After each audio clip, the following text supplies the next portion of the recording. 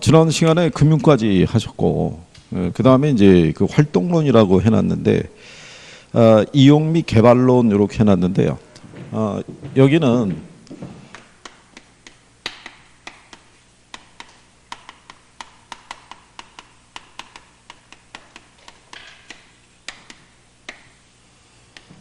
시험 목차상에서는 이 개발 및 관리론이라고 얘기를 해요. 그래서 이 개발 및 관리론 안에 들어가게 되면 소 제목이 부동산 이용이 있고요. 부동산 개발, 부동산 관리, 그 다음에 이제 부동산 마케팅. 이렇게 돼 있는데 이 중에서 부동산 이용에 대한 거는요. 시험 상에서 출제 빈도가 별로 없어요. 요게 거기 1번에 나와 있는 도시 스프롤 있죠. 예. 거기 나죠. 도시의 성장이 무질서하고 불규칙하게 평면으로 확산되는 거를 우리가 이제 도시 스프롤이라고 얘기를 하는데 주로 도시 중심보다는 외곽 지역에서 주로 발생하는데 중심부의 오래된 상업 지역과 주거 지역에서 집중적으로 발생한다니까 틀린 거죠. 그래서 이제 이 스프롤이라는 거는요. 주거 지역뿐만 아니라 상업이나 공업 지역에서도 발생을 해요. 예, 그래서 이제 그 용어 정도만 알아두시면 되겠고요. 이번에 있는 절차나 이런 거는 뭐 참고하셔도 되고요. 그 다음에 근래 이쪽에서 나오는 것 중에 자주 인용되는 게 뭐냐면 개발 쪽에서는 위험이에요, 위험. 예, 그래서 그 위험에 관련된 것들을 잘 정리할 수 있으시면 돼요. 거기 4번과 같은 경우는 요거는 그냥 상식적으로 주는 문제이기 때문에 대출기관의 시행사의 신용위험을 낮추는 것을 얘기를 했는데 거기 보시면은 4번에 대출 심사 조건의 완화라는 거는 있을 수가 없거든요. 그러니까 요거는 이제 상식적으로 준 거니까 참고하셔도 되고 뒤에 넘어가시게 되면 요건을 보시면 요런 얘기죠. 5번하고 6번 또 뒤도 있는데 5번하고 6번을 비교해 보시게 되면 자 개발의 위험이죠. 자 관한 설명으로 틀린 것 똑같은데 5번 문제 2번 지문에 보면은 부동산 개발 사업의 위험은 법률적 시장 비용 위험으로 분류할 수 있다 이렇게 해놓고요. 그 다음에 6번 문제 1번 지문에 가면 워포드는 부동산 개발 위험을 법률 위험, 시장 위험, 비용 위험으로 구분하고 있다고 그래서 같은 내용으로 이제 맥락을 해준 거죠. 예, 그 다음에 5번 문제 3번 지문에 가면 이용 계획이 확정된 토지를 구입하는 것은 법률적 위험을 줄이기 위한 방안 중에 하나다. 근데 6번 문제 4번 지문에 가면 법률 위험을 최소화하기 위해서는 이용 계획이 확정된 토지를 구입하는 것이 유리하다 이런 얘기죠. 그러니까 거의 같은 사람이 냈다고 할 수 있죠. 예, 그러면서 답에 대한 부분은 5번은 4번을 준 거죠. 개발 사업 부지에 군사시설 보호구역이 일부 포함되어서 사업이 지연되었다면 이는 시장 위험 분석을 소홀히 한 게 아니라 법적인 위험 관계를 소홀히 한 거죠. 해당 지역의 지역지구제나 이런 걸 제대로 확인 안 했다는 얘기죠. 그리고 6번에서는 거기 뭐라고 해놨냐면 3번 지문에 개발 사업의 진행 과정에서 행정의 변화에 의한 사업 인허가 지연 위험이 있죠. 이거는 행정관청에 의해서 우리가 인허가를 받을 수 있기 때문에 시행사나 시공사가 스스로 관리할 수 있는 위험이라고 했으니까 틀렸다는 얘기죠. 그런데 한 페이지 넘겨보시면 7번 문제예요. 자, 부동산 개발 사업의 진행 과정에서 시행사 또는 시공사가 스스로 관리할 수 있는 위험으로 옳은 걸 물어봤잖아요. 예. 근데 거기 4번 지문에 보면 행정의 변화에 의한 사업 인허가 지연 위험이 있죠. 예, 이거는 시행사나 시공사가 스스로 관리할 수 있는 위험에 해당이 안 되잖아요. 그죠? 그러니까 앞에 같이 그 지문을 또 이렇게 길게 늘어뜨려서 또 한번 유도를 하는 거죠. 그러니까 시행사나 시공사가 할 수 있는 거는 부실공사 하자에 따른 책임 위험 정도는 할 수 있다. 뭐 이런 표현이겠어요. 그래서 이제 그런 내용 정도 알아두시면 되겠고요. 그 다음에 이제 8번 문제에서는요. 그냥 그 3번 지문 정도 토지개발 신탁 방식은 신탁회사가 토지 소유권을 이전받아서 토지를 개발한 후 분양하거나 임대해서 그 수익을 신탁자에게 돌려주는 것이다.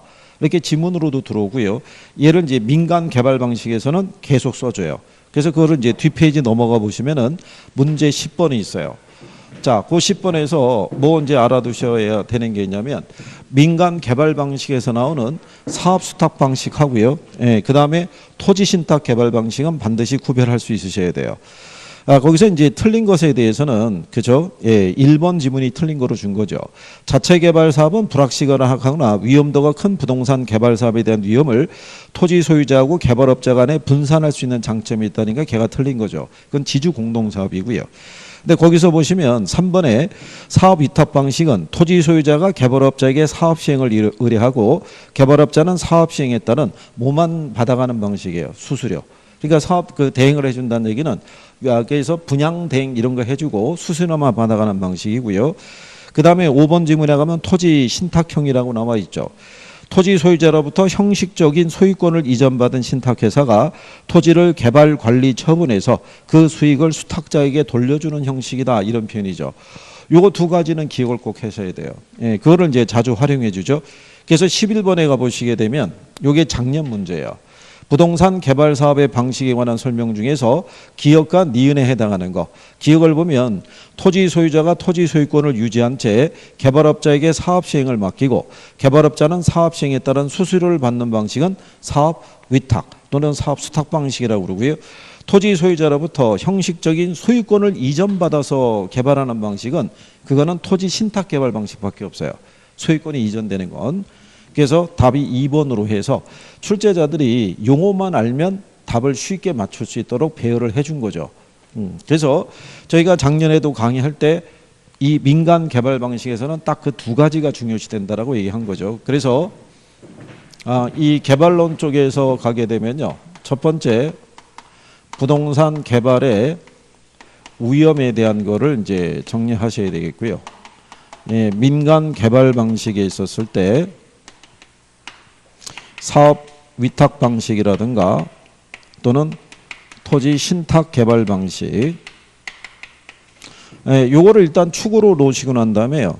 추가로 하게 되면 이제 등가 교환 방식이나 또는 컨소시엄 구성 방식 있죠. 예, 그런 것 정도를 용어로 알아두시는 게 도움이 될 거란 얘기죠. 예, 그래서 그런 내용이죠. 그래서 12번에도 민간의 부동산 개발 사업 방식에 관한 설명으로 틀린 거 물어봤을 때 이 3번 지문에 보면 토지 신탁 방식과 사업 수탁 방식은 형식의 차이가 있으나 소유권을 이전하고 이렇게 나와 있잖아요. 이 중에서 소유권을 이전되는 건 이거 하나밖에 없어요.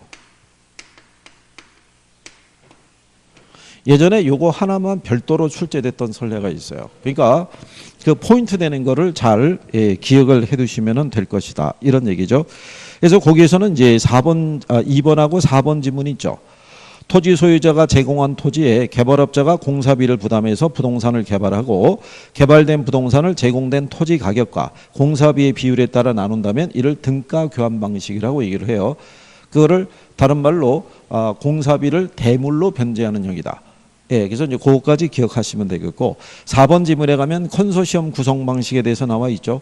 예, 그래서 그 정도까지 추가로 용어 정도 알아두시면 될 것이다. 이런 얘기죠. 그 다음에 이제 이 개발 쪽에서 이제 뒤로 넘어가시게 되면은 이 15번 문제 가시게 되면요. 여기서는 이제 또 뭐를 알아두셔야 되냐면 근래 이제 얘네들이 언급이 이제 조금 돼요. 그게 뭐가 있냐면 그 15번이 시행사가 아파트 개발 사업에 대한 타당성을 검토하고 있다. 다음 중에서 시행사의 예상 사업이익에 부정적인 영향을 끼치는 것은 이렇게 주어졌죠. 그러면 분양 가격이 높아가는 것은 사업이익에 긍정적인 영향을 주는 거고요. 그 다음에 대출금리가 하락하는 것도 긍정적이고요. 그 다음에 토지 가격이 하락하는 것도 또는 공사비가 하락하는 것도 긍정적인데 용적률이 감소가 되는 것은 오히려 공간을 많이 활용을 못하기 때문에 수익성에 부정적인 영향을 주겠죠. 근데 뒷페이지 넘어가시게 되면 자 17번 문제를 먼저 보시면 아파트 개발 사업을 추진하고 있는 시행사의 사업성에 긍정적 영향을 주는 것은 모두 몇 개냐 이렇게 돼 있죠. 그러면 자 거기에 나온 것처럼요. 우리가 이제 시행사가 사업을 하고 있었을 때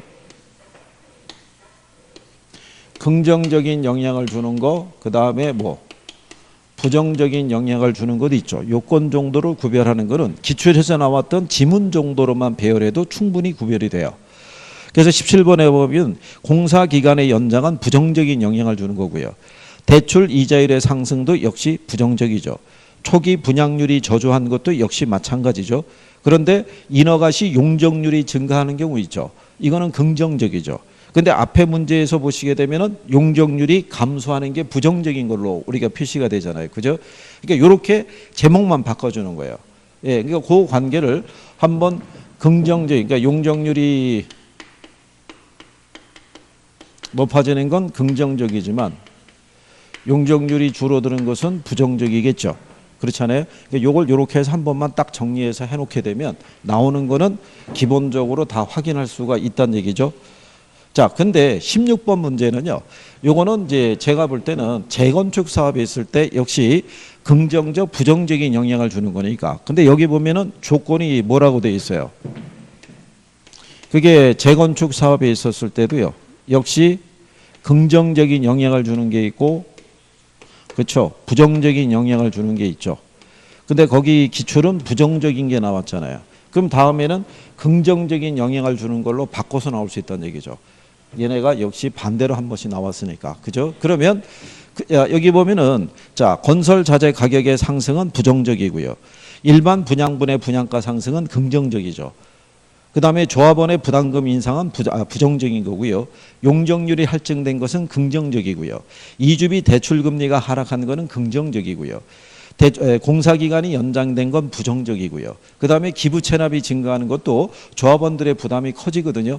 그 공사를 재건축 사업하기 위해서 그 지역에다가 해당하는 이제 건물을 지어서 기부 체납해야 되니까 추가적인 비용 부담이 커지는 거로 할 수 있죠. 그럼 여기서 다음에 긍정적인 영향을 주는 게 뭐냐 이렇게 해가지고 문장 조금만 바꿔주면 하나의 문제가 되죠. 그러니까 그 정도는 정리해달라 이런 얘기죠. 이거는 이제 대비한다는 차원에서. 그 다음에 이제 뒤로 넘어가셔가지고요. 19번서부터 나와 있을 때요. 거기 보면 BOT라고 돼 있죠. 예. 그 다음에 이제 알아두셔야 될 게 뭐가 있냐면 민간자본 유치 사업 방식 있죠. 용어에서 BTO 있죠. 예. 우리가 이 BTO 했을 때 B가 뭐라고 했냐면 민간, 이게 빌드라고 그랬어요. 그죠? 그러니까 이거는 민간이 돈을 대서 시설물을 준공 또는 완공을 한 다음에 이게 트랜스퍼라고 그랬죠. 그 시설물에 대한 소유권을 누구에게? 정부 등에게 이전을 해주는 대가로 마지막에 나오는 게 오퍼레이터라고 그랬어요. 그죠? 그 시설에 따른 뭐를 획득을 해서 운영권을 획득을 해서 자기가 시설을 운영해서 거기서 발생하는 이 수수료를 사용료를 가지고 투자비를 회수하는 방식이라고 그랬고요. 그러면 이거는 주로 어느 사업에 쓸 수 있다는 거예요. 이거는 이 방식은 자, 이거는 고속도로라든가요 또는 다리라든가 공항이라든가 또는 항만 뭐 이런 것들이 있죠. 주로 사회 간접 자본시설인데 이 시설 사용자에게 뭐를 받을 수 있는 거예요? 사용료를 받을 수 있다고요. 그죠? 네. 이 사업에 자기가 운영을 통해서 사용료를 받아서 투자비를 회수할 수 있는 거를 얘기를 해요. 그죠? 자, 이 BOT라는 거는 반대라고 그랬어요. 그죠? 외국 정부하고 만약에 계약을 하게 되면 우리나라 건설사들이 먼저 자기네가 운영해서 수수료를 가지고 투자비 회수하고 나올 때 기부 체납하고 나오는 방식이라고 그랬고요. 그 다음에 이게 BTL이라고 있죠. 예, 이게 이제 리스란 얘기죠. 그러면 민간이 시설을 뭐 한 다음에 준공을 하고요. 소유권을 이전해 주는 대가로 그 시설에 따른 뭐를 획득을 해요. 운영권을 획득을 해요. 그러면은 정부는 그 시설에 대해서 여기 있는 민간 개발업자하고 무슨 계약을 체결하겠어요? 임대차 계약을 체결해서 이 시설을 사용하는 것에 따른 뭐를 지급하는 방식이냐면 임대료를 지급하는 방식이에요. 그죠? 그래서 이거는 주로 어디에 쓰냐면 학교라든가 그 다음에 도서관, 기숙사, 그 다음에 군인 아파트. 이거는 시설 사용자에게 뭐를 받을 수 없는 거예요. 사용료를 징수하기 어려운 애들이 있죠. 네, 이게 쓰는 게 이제 BTL이에요.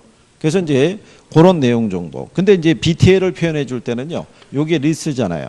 마지막에 표현을 할 때 임차 또는 뭐 임대 이런 표현이 나오면 이게 BTL이에요.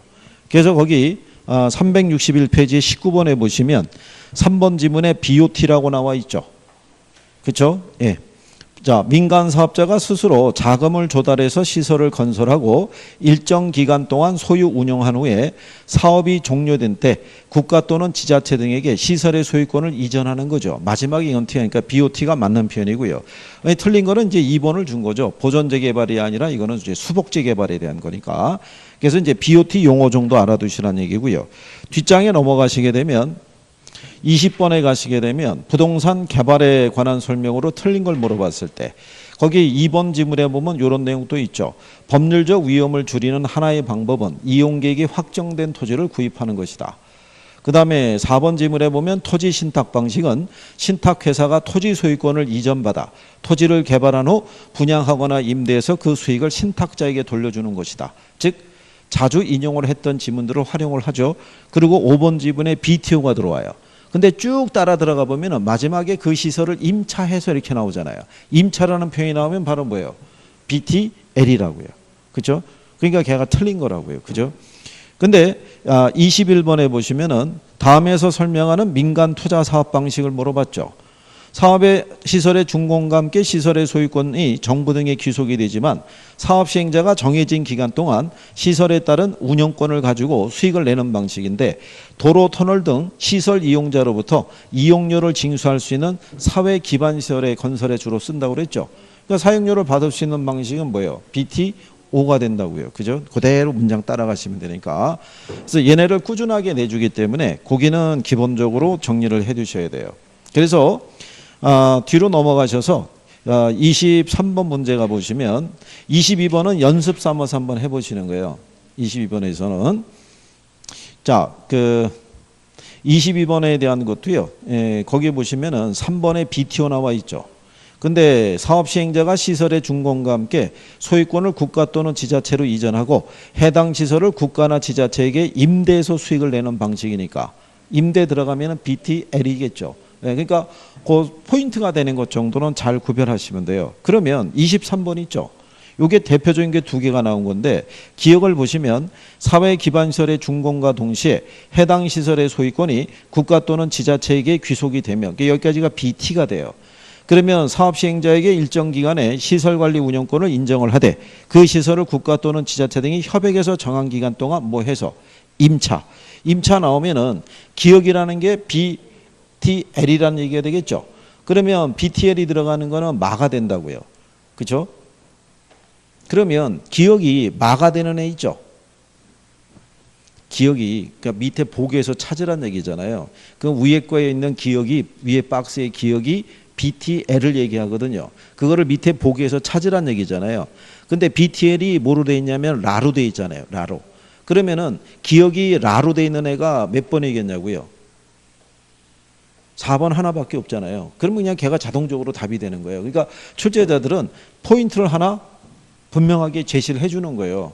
그러니까 요 두 가지를 축으로 해서 예를 쓸 때는 임대 또는 임차 있죠. 예, 이런 표현 정도만 익숙할 수 있도록만 해주시면은 계속 반복적으로 표현을 해주는 거예요. 예, 그래서 그런 내용 정도 보시면 되겠고요. 그 다음에 이제 뒤로 넘어가셔가지고 관리 쪽으로 한번 가보시게 되면은 관리는 제가 볼 때는 주로 답으로 유도하는 거는 이거밖에 없어요. 관리 방식 있죠. 자가관리하고 그 다음에 뭐 있어요? 위탁관리. 그 다음에 무슨 관리가 있다? 혼합관리. 얘네 장단점 정도만 알면은 구별이 되는데 우리가 지난번에 것처럼 자가관리의 장점하고요. 자가관리에 뭐가 있으면 단점이 있고 위탁관리의 장점이 있고 위탁관리의 단점이 있죠. 이게 서로 뭐라고 그랬냐면 크로스라고 그랬죠. 얘는 기본적으로 뭐가 잘 돼요? 기밀 유지가 잘 되는 데 반해서 얘는 뭐가 안 돼요? 네, 기밀 유지가 잘 안 되죠. 그죠? 얘는 개인이 자기 소유의 물건을 하다 보니까 매너리즘, 즉 무사 안일주의에 빠질 수 있는데 얘를 위탁을 주게 되면 매너리즘을 탈피하겠죠. 그러니까 이런 식으로 얘네가 서로 무슨 상태라는 거예요? 크로스라는 거. 네, 그래서 여기에는 혼합관리는 자관리에서 위탁관리로 가기 전에 과도기적인 관리가 무슨 관리예요? 혼합관리죠. 그래서 얘는 자가관리의 장점하고 위탁관리의 장점을 같이 취합할 수가 있죠. 근데 여기 위탁을 줄 때는 모든 걸 다 위탁을 주는 게 아니라 선별해서 위탁을 준다 그랬어요. 그래서 혹시 문제가 발생하면 책임 소재가 불분명해진다는 단점이 있다. 네, 이런 식으로 우리가 구별한 거죠. 그리고 26번 같은 경우는요. 이게 한때 한 두세 번 나왔었어요. 자산관리 있죠.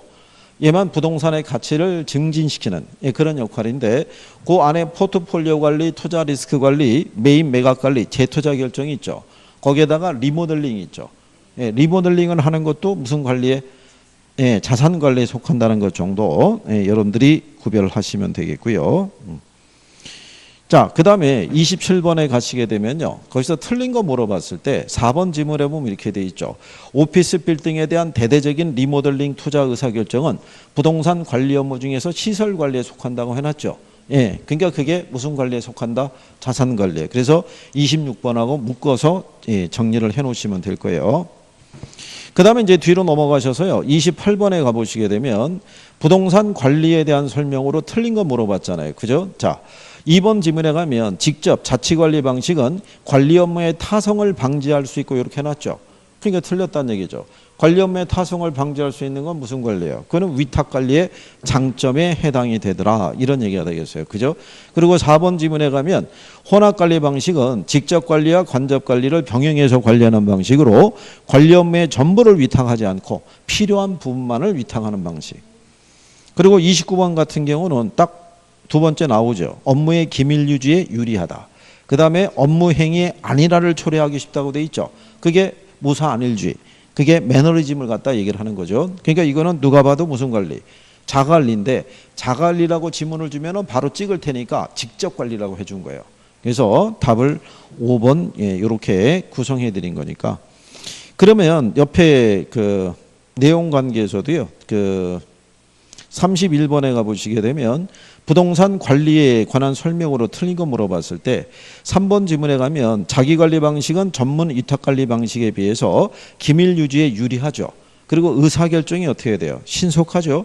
그러면 위탁관리 방식은 기밀 유지에 불리하고 의사결정이 신속하지 못하다는 단점이 있죠. 무슨 말인지 아시겠죠? 그래서 여기서도 간단한 거예요. 5번 지문에 가면 경제적 측면의 부동산 관리인데 물리적, 기능적 하자의 유무를 판단해서 필요한 조치를 취하는 것이니까 이거는 경제적 관리가 아니라 기술적 관리일 거 아니에요. 그 지극히 상식적이죠. 그러니까 관리는요. 틀리기도 힘들어요. 여기는. 그러니까 나오면 무조건 맞춰줘야 돼요. 여기를. 제가 지금까지 강의하면서 부동산 관리가 어려워서 떨어졌어요. 이렇게 얘기하는 분은 들어본 적이 없어요. 여기는. 그래서 이제 그런 내용이다. 이렇게 보시면 되겠고요. 그 다음에 이제 뒤로 이제 넘어가셔서 33번 문제 한번 가보시면요. 부동산 관리에 관한 설명으로 틀린 걸 물어봤을 때요. 거기 보면 자 1번에 위탁관리는 건물관리의 전문성을 통해서 노후화의 최소화 및 효율적인 관리가 가능하다 이렇게 해놨어요. 그죠? 근데 4번 질문에 가면 자치관리 방식은 관리 요원이 관리 사무에 안일해지기 쉽고 관리의 전문성이 결여될 수 있다는 단점이 있다 이런 얘기죠. 근데 혼합관리 방식은 필요한 부분만 선별해서 위탁하기 때문에 관리의 책임 소재가 분명해지는 장점이 있다니까 틀린 거죠. 이게 불분명하다는 단점이 있는 거죠.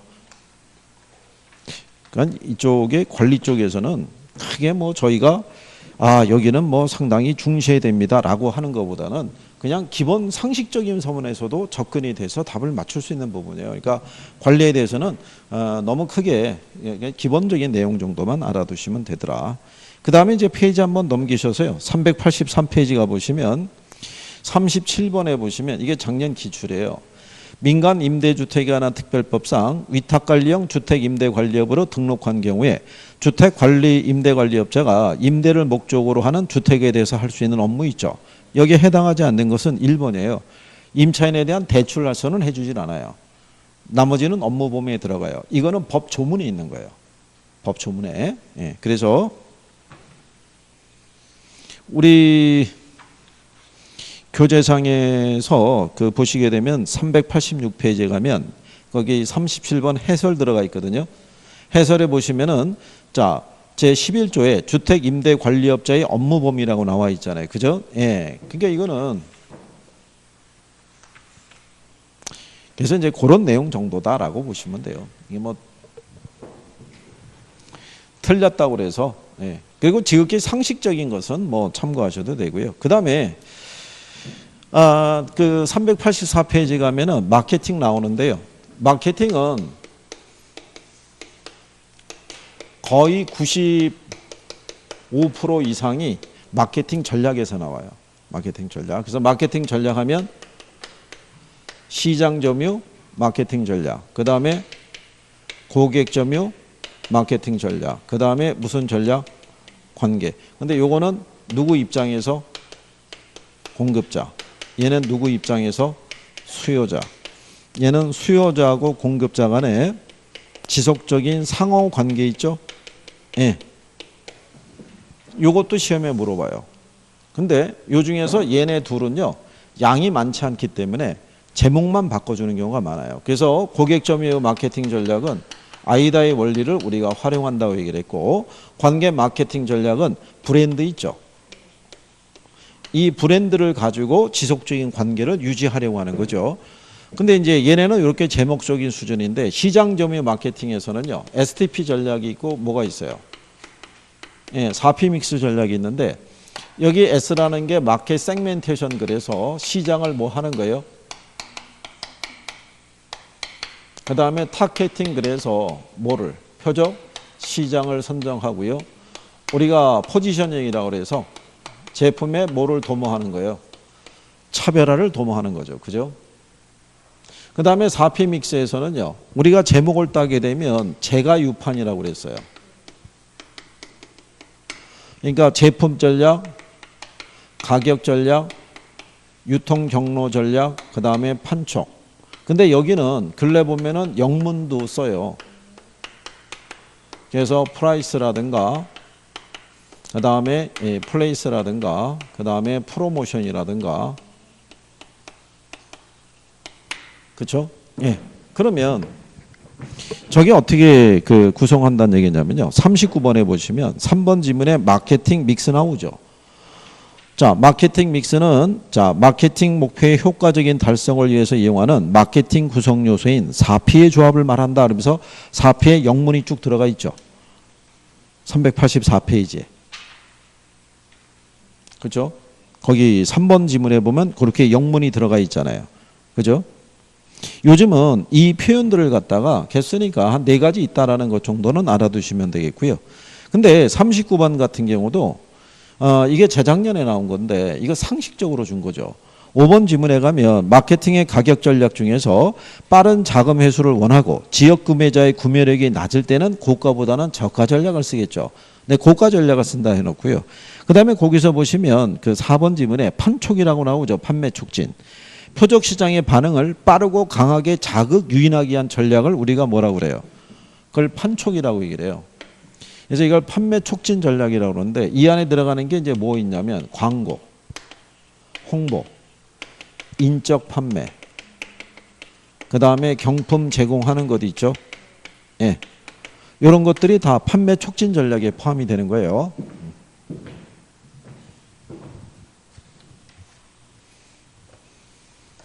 그 다음에 이제 뒤로 넘어가셨을 때요. 40번에 한번 가보시게 되면은요. 부동산 마케팅에 관한 설명으로 틀린 거 물어봤을 때요. 3번 지문에 가면 관계 마케팅 나오죠. 거기는 공급자와 소비자의 관계를 이렇게 나오죠.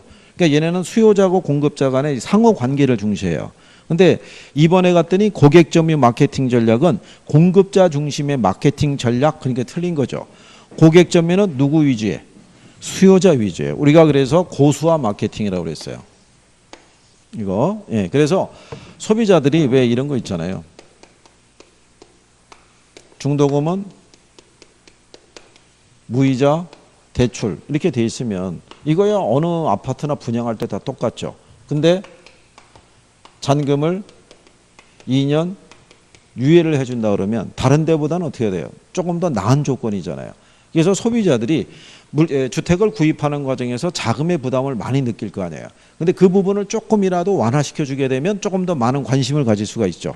그래서 소비자가 부동산을 구매를 하는 과정에서 심리적인 부분에 대한 변화이죠. 어떤 걸 제시했을 때 관심을 갖고 거래를 할 수 있을 것이냐. 그런데 초점을 둔 게 관계 마케팅 전략이라고 보시면 돼요. 그래서 기본적인 포인트 정도는 알아두셔야 되더라. 뭐 이런 얘기가 되겠어요. 그리고 이제 41번에 가면 4번 지문에 이렇게 나와 있죠. 주택 청약자를 대상으로 추첨을 통해서 벽걸이 TV, 양문형 냉장고 등을 제공하는 게 이게 마케팅 믹스 전략 중에서 무슨 전략에 해당이 된다. 그게 판촉 전략에 해당이 된다라고 얘기를 하는 거죠. 그래서 판촉의 전략 중에서는 뭘 얘기하냐면 경품을 제공하는 것 있죠. 예, 그거를 얘기한다라고 보시면 되겠죠. 그렇죠? 그 다음에 그 3번 지문에 가면요. 41번에 마케팅 전략 중에서 표적 시장 설정이란 마케팅 활동을 수행할 만한 가치가 있는 명확하고 유의미한 구매자 집단으로 시장을 분할하는 활동을 말한다. 그러니까 틀린 거예요. 그거는 시장 세분화 전략이에요. 그 얘기는 무슨 얘기냐면요. 우리가 이 시장을 가보게 되면 남자도 있고요. 여자도 있고 10대도 있고 20대도 있고 30대도 있고 40대도 있고 50대도 있고 60대도 있고 연령대가 다 틀리죠. 거기다가 소득 수준도 어때요? 다 틀리잖아요. 이렇게 여러 개의 계층의 소비자들이 있는데 이거를 다 대상으로 할 수 없잖아요. 그러니까 이걸 가지고 시장을 뭐 하는 거예요? 세분화하는 거예요. 성별로 구별을 하든 연령대별로 묶어버리든 아니면 소득 수준별로 묶어버리게 되면 내가 공략하기가 좋은 그룹으로 이렇게 나눌 거 아니에요. 그죠? 이렇게 나누는 거를 우리는 뭐라 한다? 시장 세분화 전략이라고 얘기하는 거예요. 그 중에서 가장 자신 있는 계층을 찾는 게 그게 표적시장 선정 전략이라고 보시면 돼요. 그래서 그런 표현이니까요. 예. 그래서 이제 그 내용 정도 보시면 되겠고요. 그래서 이제 그 42번 문제를 가시게 되면은 마케팅 전략에 관한 설명으로 틀린 거를 물어봤을 때요. 거기 보면은 이 가격 관리에서 시가 정책은 위치, 방위, 층, 지역 등에 따라 다른 가격으로 판매하는 정책이다 이렇게 놨잖아요. 그렇게 하는 것이 이제 가격 차별화 전략이라고 그래요. 이게 단일 가격을 책정하는 것은 여기에 관계없이 동일한 분양가를 책정하는 거고 이건 여기에 따라 가격을 어떻게 해야 돼요? 달리 두는 방식이라고 보시면 되겠죠. 그래서 거기도 3번에 보면 마케팅 믹스 전략은 4P 구성 요소로 한다 그래서 또 들어가 있죠. 예, 그리고 5번 지문에 가면 촉진 관리라고 이렇게 나요. 촉진 관리라는 건 판매 유인과 직접적인 인적 판매 등이 있으며 이러한 요인 등을 혼합해서 전략을 구성하는 것이 바람직하다라고 돼 있죠. 그래서 우리가 판매 촉진 전략인데 그를 촉진 이렇게 해서도 언급을 한 선례가 있다라고 보시면 돼요. 무슨 말인지 아시겠죠? 자, 그랬을 때 43번도 마찬가지죠. 1번 지문에 보면 4P 이한 마케팅 믹스 전략의 구성 요소는 제품, 유통 경로, 판촉, 가격이라고 해서 또 얘네 이렇게 깔아주죠.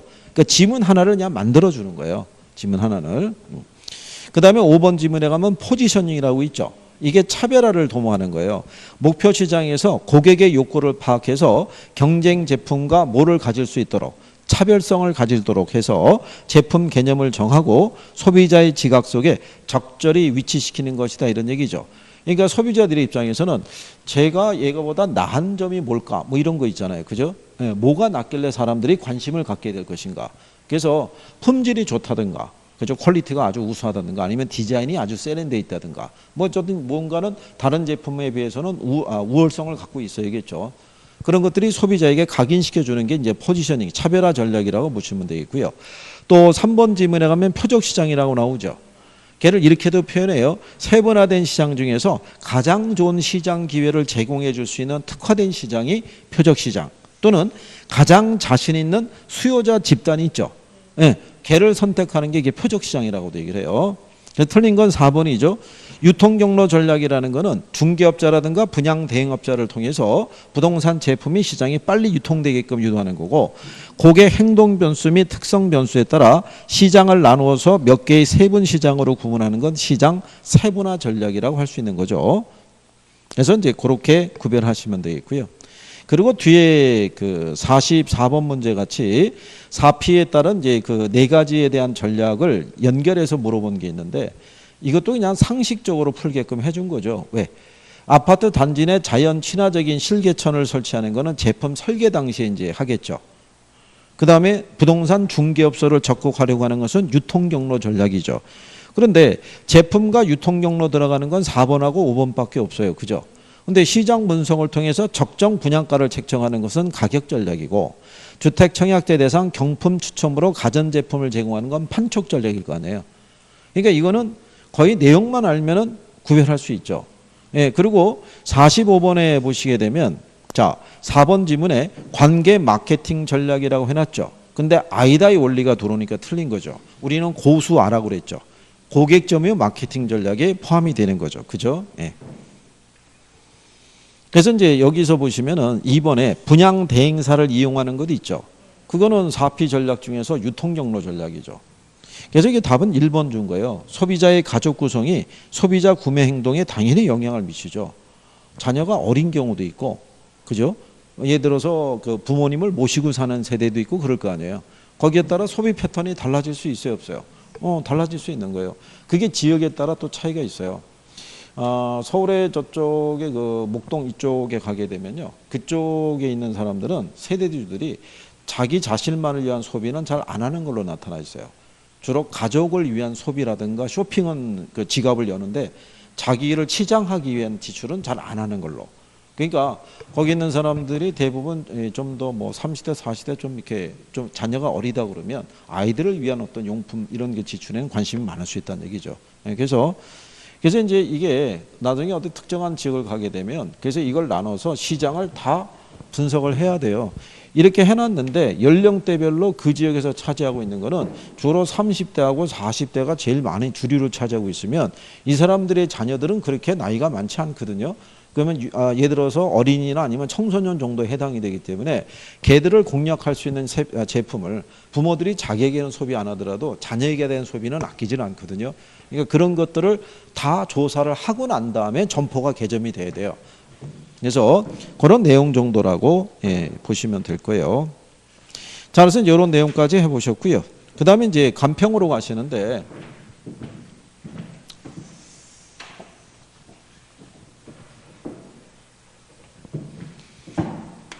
요 감정평가로는요, 시험 목차가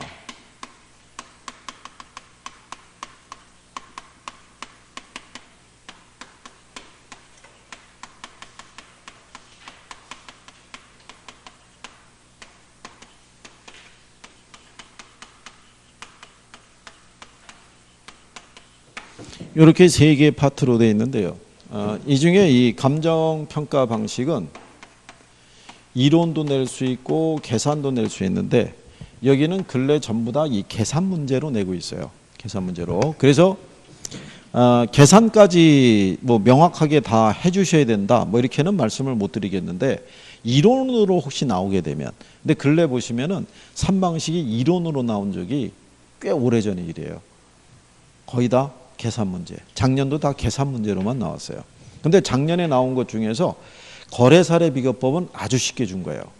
근데 거래사례비교법이 내용이 쉽다 보니까 포장을 화려하게 해줘요. 네. 그래서 막상 해보면은 답은 간단한데, 그래서 근데 푸는 요령을 알려드려서 시험장에 보내더라도 잘 안 돼요. 그게. 그래서 이제 그거는 뭐 어쩔 수 없죠. 일단 가면서 3방식에 나오는 계산 문제 중에서 대표성이 있는 애들만 이제 뭐 한두 개 한번 달아보고요. 그걸 뭐 100%다 풀어야 된다 그런 건 아닌 거예요. 어차피 우리가 100점을 목표로 하는 건 아니에요. 할 수 있는 것만 좀 해주시면 될 것 같고요. 자, 그 다음에 여러분들이 거기 감정평가, 요즘은 뭐를 말씀드리고 싶냐면, 예전에는 감정평가의 기초 있죠. 여기서 한 2문제 정도 평균 나왔는데 여기서 한 1문제. 감정평가 방식에서 평균적으로 3문제. 가격 공실에서 1문제 그러면 한 5문제 정도 되잖아요. 근데 감정평가로는 15% 내외를 내도록 돼 있기 때문에 매년 평균적으로 6개에서 한 7개가 나와요. 그러면 요즘은 1개에서 한 2개 정도가 여기서 나와요.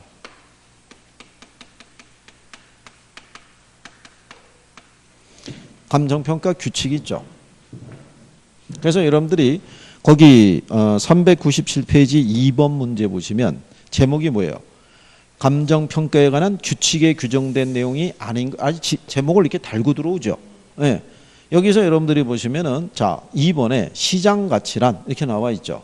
자 우리나라에서는요 원래 원문이 마켓 밸류예요. 수업 시간에 알려드린 건데 직역하면은 시장 가치인데 우리나라는 이게 이원화가 돼 있어요. 감정평가 규칙상에서는요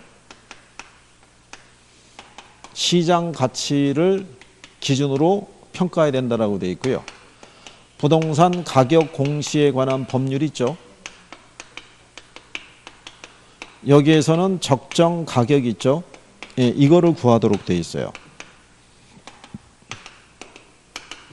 그러면 같은 건데 우리나라만 이원화되어 있는 거예요. 근데 강의할 때 알려드렸죠. 얘네 공통점이 뭐라고 그랬어요? 공통점이.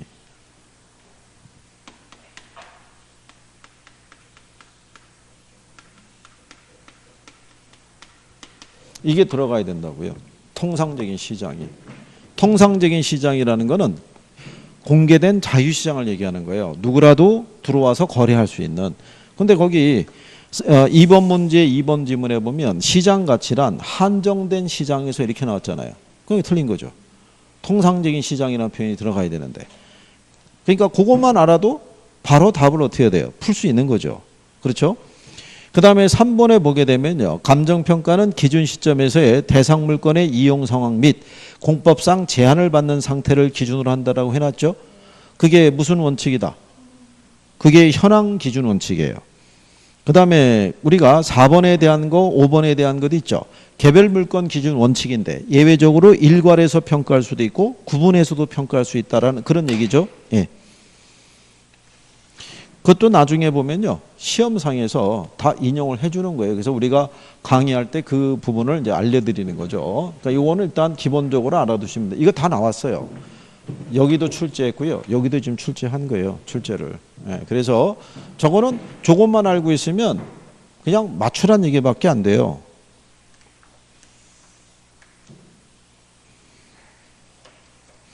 네, 447페이지 한번 먼저 가보세요.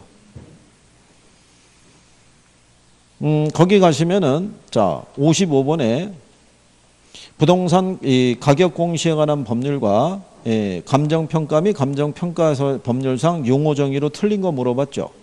5번 지문에 가면 적정 가격이란 정부가 정책적 목적을 달성하기 위해서 당의 토지 및 주택에 대해 결정 고시한 가격을 말한다 이렇게 해놨잖아요.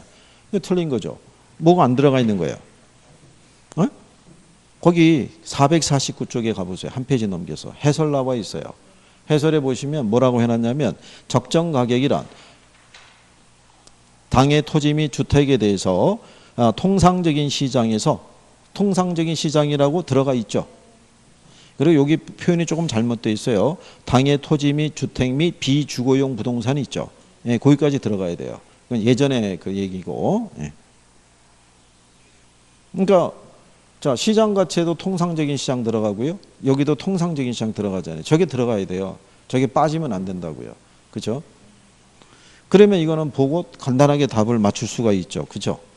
근데 그 440페이지가 보시면 제목이 뭐라고 되어 있냐면 감정평가에 관한 규칙 이렇게 나오잖아요. 그러니까 여기서 출제를 따로 낸다고요. 따로. 근데 이거는 이론이 아니잖아요. 법 조문이라고요.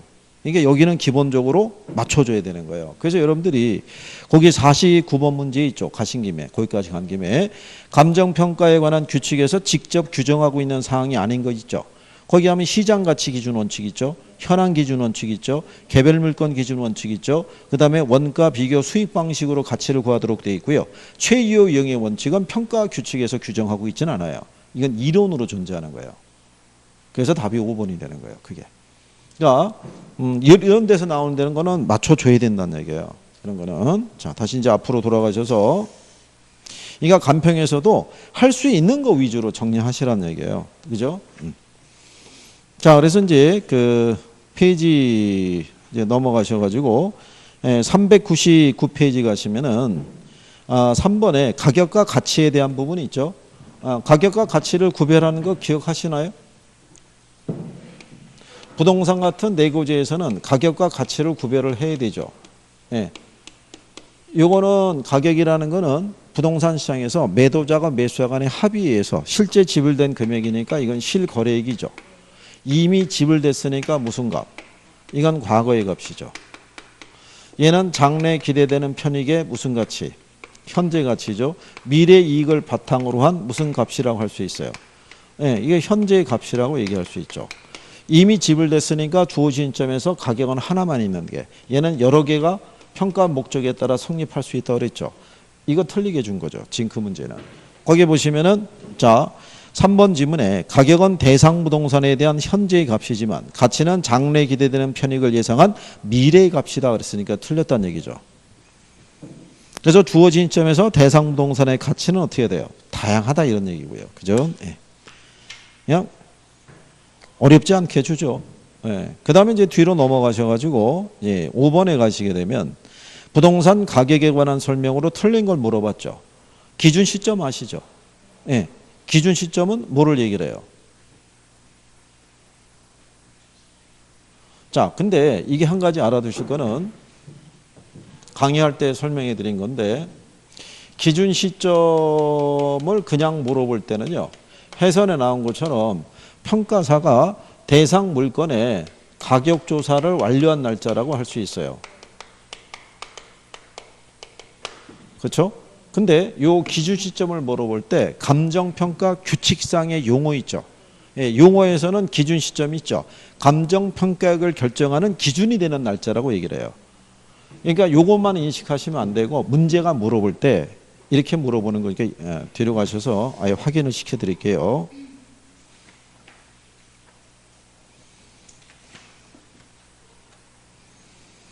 440페이지 가보세요. 440페이지 가시면 46번 문제 있죠. 자, 문제 제목이 뭐냐면 감정평가에 관한 규칙상의 용어의 정의잖아요. 그럴 때 거기 1번 지문에 가면 기준 시점이라고 돼 있죠.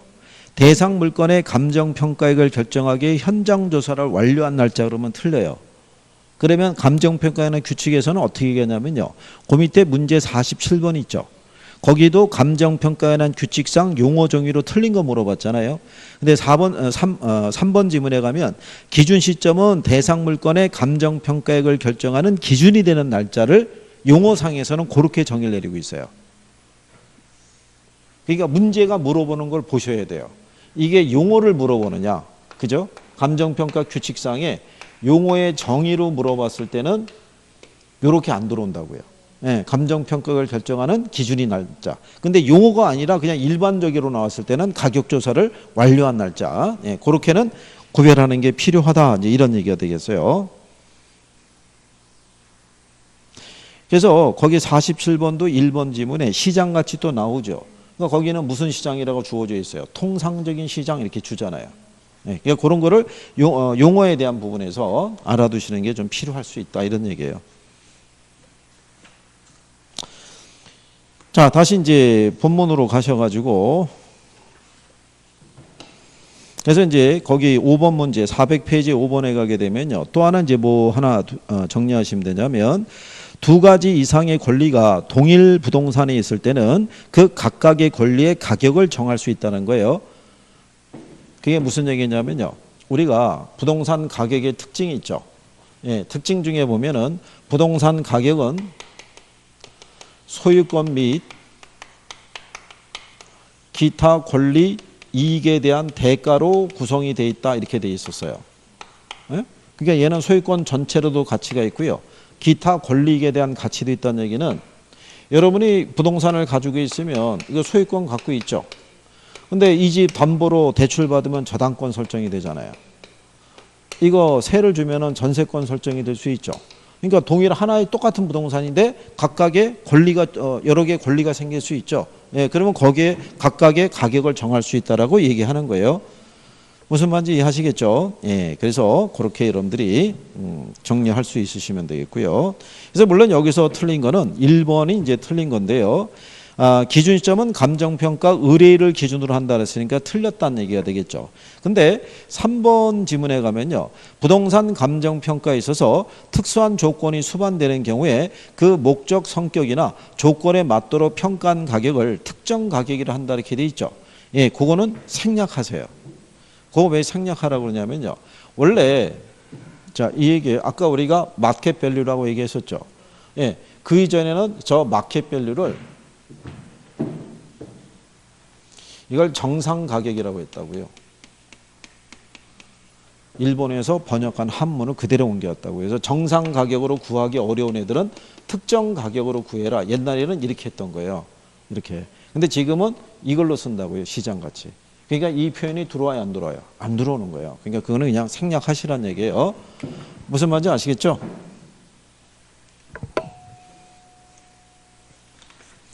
이제 조금 뭐 저기 하면 금방 또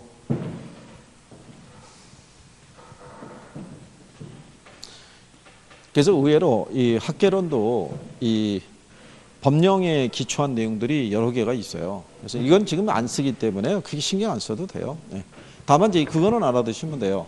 시장 가치를 기준으로 평가하는 게 원칙인데 감정평가 의뢰인이 요청하거나 법령에 다른 규정이 있을 때는 시장 가치 외의 가치를 기준으로도 평가를 할 수 있어요. 그죠? 네. 그 다음에 그 뒤로 넘어가시면 6번하고 7번을 가면은 이게 가치 발생 요인이에요. 가치 발생 요인이 몇 가지 있는 건 알고 계시죠? 예, 효용이 있고요. 상대적 희소성이 있고요. 유효 수요 있고요. 그 다음에 이전성까지 해서 4가지가 있어요. 이렇게.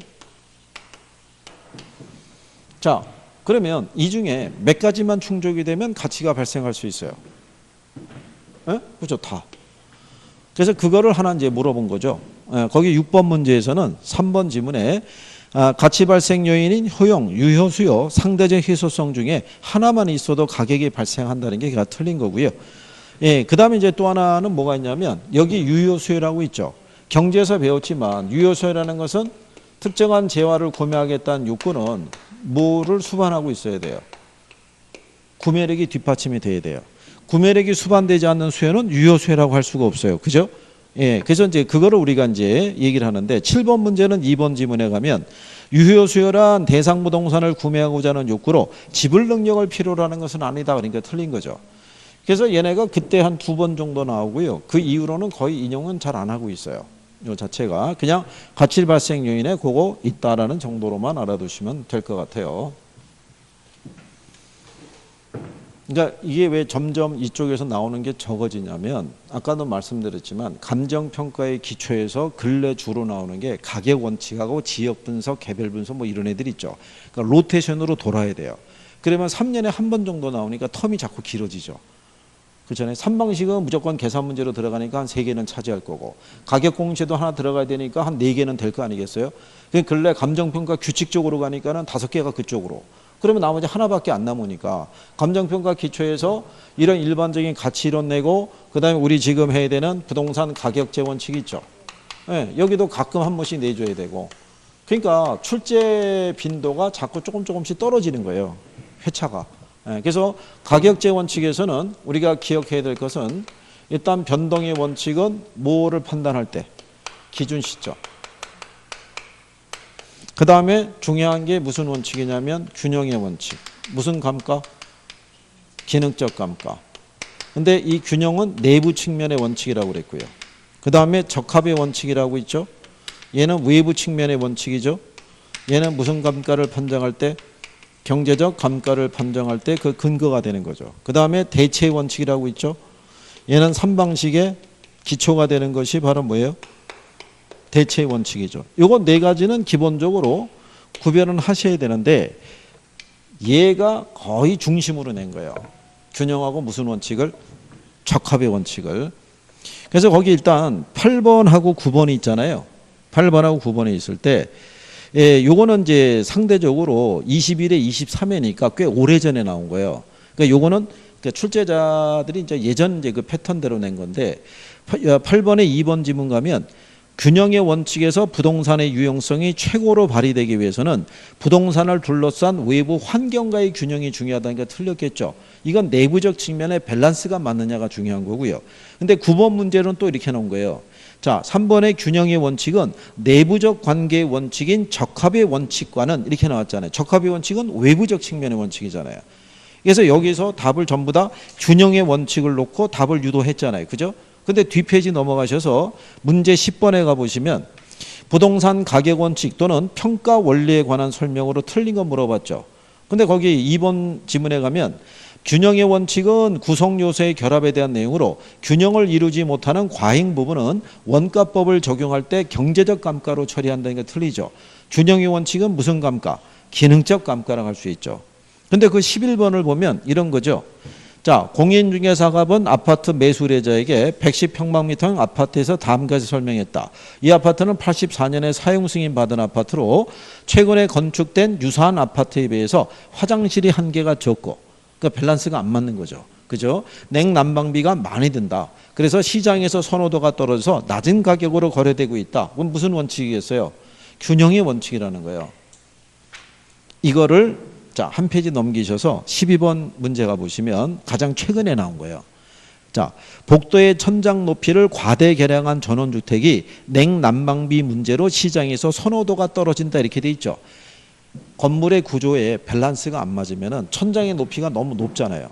예, 그냥 만약에 주택을 뭐 이런 식으로 했다 그래가지고 나름대로는 여기다 이렇게 창 하나 두고 이렇게 거실 갖다 뭐 문 두고 창 두고 이렇게 해서 해놨는데 이게 층을 좀 높게 해가지고 예, 좀 디자인상으로는 조금 멋있어 보이려고 이렇게 해놨는데 그러니까 이게 안에서 에어컨 틀거나 히터 틀게 되면 이게 데펴지는데 시간이 많이 걸릴 거 아니에요. 그러니까 냉난방비가 많이 든다는 얘기는 안에 공간 구조에 뭔가 밸런스가 안 맞는다는 얘기죠. 거기에 적용하는 게 그게 균형의 원칙이라고요. 그게. 그러니까 이 문제까지도 답이 균형의 원칙하고 적합의 원칙이잖아요. 그러니까 두 번째 나온 지문이 판매시설 입점 부지 선택을 위해 후보 지역 분석을 통해서 표준적 사용을 확인한다고 되어 있죠. 그러니까 이건 무슨 얘기냐면 주택은 주거지역에 있어야 되고 상가는 상업지역에, 공장은 공업지역에 입점을 해야 된다. 이런 논리하고 똑같은 거예요. 판매시설이 들어서려고 그러면 무슨 지역에 들어가겠어요? 상업지역에. 그죠? 네. 그래서 지금까지 문제 나온 거 보셨지만 거의 얘하고 두 가지가 중심이에요. 두 가지가. 그러니까 이쪽도 이 원칙은 13가지나 돼요. 13가지가 되는데 13가지를 돌아가면서 답을 주게 되면 학생들의 입장에서는 분량이 너무 많이 늘어나죠. 그러니까 가장 중심이 되는 애들을 놓고 답을 유도하는 거예요. 그러니까 얘네를 축으로 해서 이런 정도는 정리가 가능하셔야 된다는 얘기죠. 일단 여기까지 하셨고 잠깐 쉬었다가 거기 지역 분석 13번 수업부터 하고 마무리해 드릴게요.